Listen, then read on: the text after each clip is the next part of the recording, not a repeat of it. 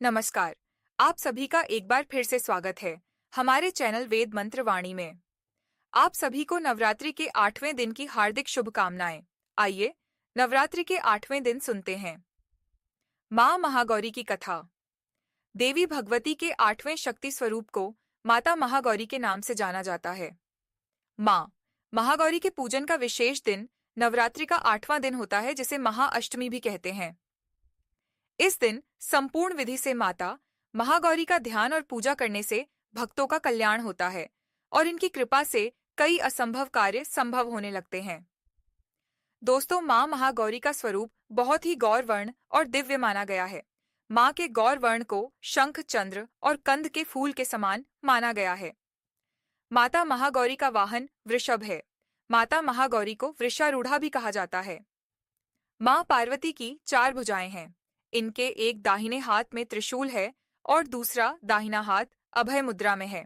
माँ ने बाएं हाथ में डमरू धारण किया हुआ है और एक अन्य बायां हाथ वर मुद्रा में है। इस स्वरूप में माँ बहुत ही शांत प्रतीत होती हैं। माता महागौरी पूर्णतः श्वेत वस्त्र और आभूषण धारण करती हैं, इसलिए इनका एक नाम श्वेतांबर धरा भी है। अब मैं आपको सुनाती हूँ माता महागौरी की उत्पत्ति की कथा। पुराणों से पता चलता है कि अपने बाल्यकाल से ही माँ पार्वती मन ही मन भगवान शिव को अपना पति मान चुकी थी। भगवान शिव से विवाह करने के लिए माँ पार्वती ने कई वर्षों तक कठोर व्रत और तपस्या की, जिससे उनका पूरा शरीर श्याम वर्णी अर्थात काला हो गया। और फिर एक ऐसा समय आया जब भगवान शिव माँ पार्वती की कठिन तपस्या से प्रसन्न हो गए और उन्हें पत्नी रूप में स्वीकार कर लिया। इस तरह माँ पार्वती की अपने मनपसंद वर को पाने की तपस्या पूरी हुई। इसके बाद माँ ने जाकर गंगा जल से स्नान किया और स्वयं को शुद्ध किया। वर्षों तक किए गए कठिन तप और उसके बाद किए गए गंगा जल से स्नान से माता का रूप अत्यंत गौरवर्ण और कांतिमय हो गया। माँ की आभा एक शंख और चंद्र के समान श्वेत हो गई और इसलिए उनके अति गौरवर्ण के कारण उन्हें देवी महागौरी के नाम से जाना जाने लगा। चलिए अब जानते हैं कि नवरात्रि के 8वें दिन माता महागौरी की पूजा से जुड़ी और भी क्या जानकारी है और इनके क्या लाभ हैं।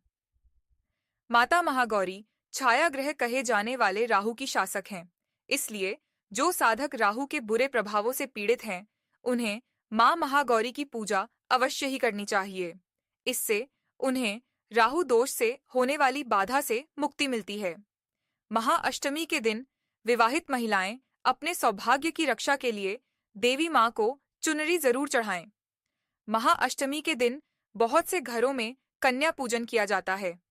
कन्याओं को साक्षात माँ दुर्गा का रूप माना जाता है, इसलिए इस दिन कन्याओं को घर बुलाकर उन्हें हलवा, पूरी, खीर, चने आदि का भोजन करवाने से माँ आदि शक्ति सारे दुखों को दूर कर सुख का आशीर्वाद देती हैं। अब मैं आपको बताती हूँ माता महागौरी की पूजा विधि।